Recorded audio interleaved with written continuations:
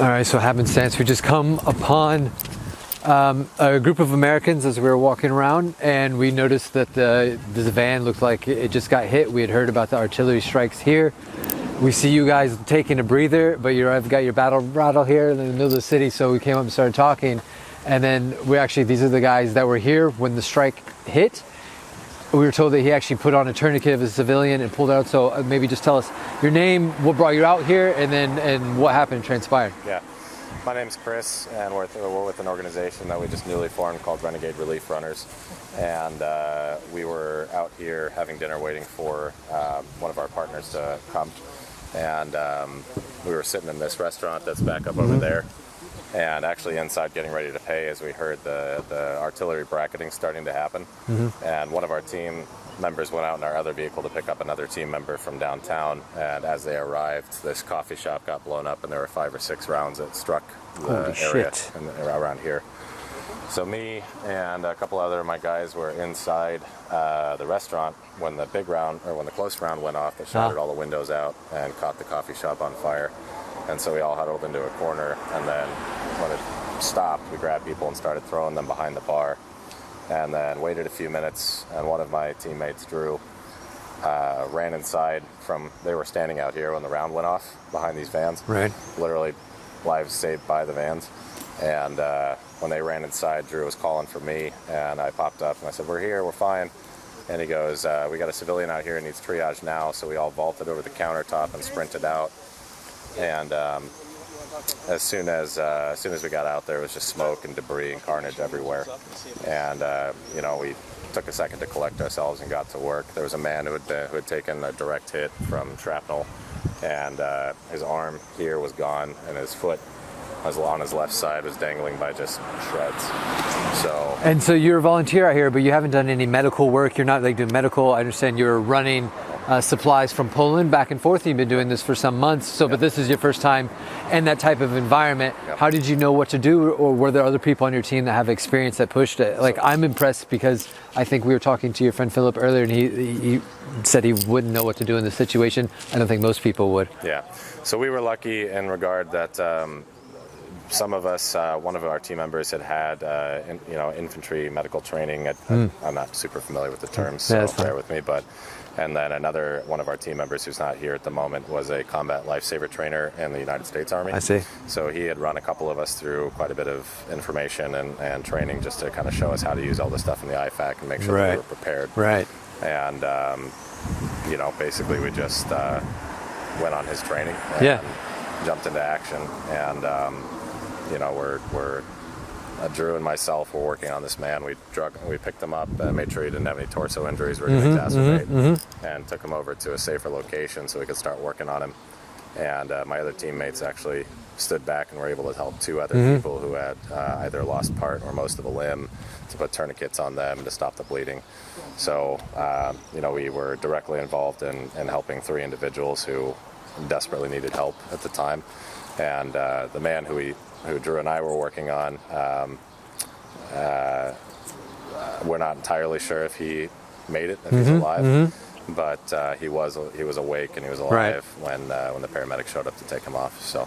And what was the reaction of the Ukrainians around? What was your interaction with the police force? Did someone call? Did people do that? Or were you guys the primary people on the scene kind of directing and helping? As far as I'm aware, we were the primary people. Right. We were the first responders. Wow. Really stepped up. up. A couple of members of a military group out here that were around, but by the time we'd already started working, they were kind of just assisting us with handing us things that we needed. Amazing.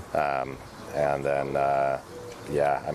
we were all pretty focused on doing what we were doing. So the paramedics showed up. I couldn't even tell you how much time it took them to get here, just being in the moment. But it had to be at least 10 minutes, maybe, the time that we spent from the time we got to the guy to the time that they showed up.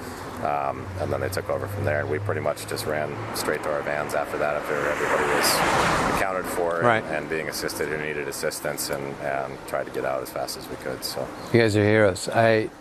Lucky that you guys were around here with the amount of time it took for the ambulance to get here, and lucky that you had veterans that took the time to like walk you through how to use the tourniquet and the IFAK and work. And it sounds like you guys really came together as a team very, very quickly. How long have you all known each other and been working together before this? So we've all loosely been, again, without going into too much explanation out here, the volunteer group out here, the people that are really trying to get things done, these small groups and solo operators, we all kind of know each other just through connections.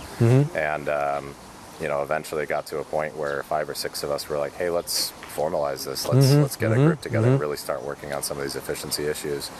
And so about 2 to 3 weeks ago, we formed this group called Renegade Relief Runners. Renegade Relief Runners? Yeah. Renegade Relief Runners. And we've started to try to kind of boost ourselves out there as a group that'll go to the edge and try to bring supplies to needy communities and underrepresented communities outside of these large cities that don't have anything or any links to any sort of aid efforts. Right. So what type of aid have you been bringing?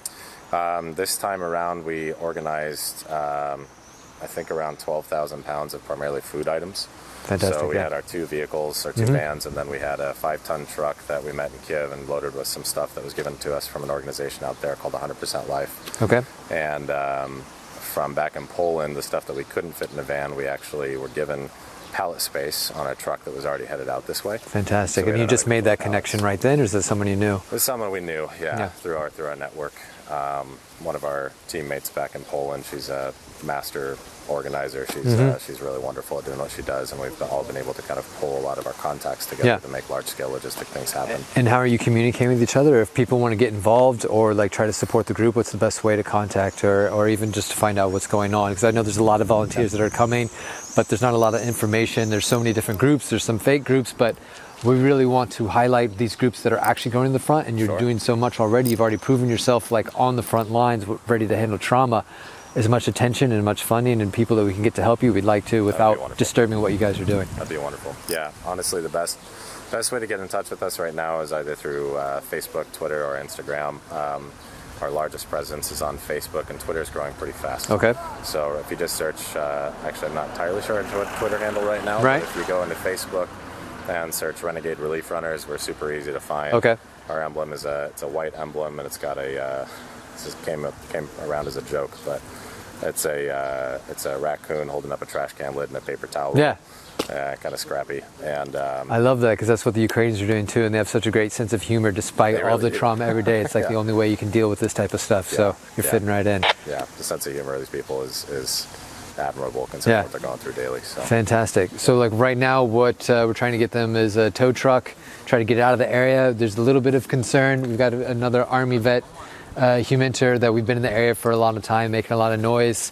We'd hate to get another artillery strike dialed into the situation, so we're trying to get us out of here. We're just kind of burning time while we wait for the tow truck.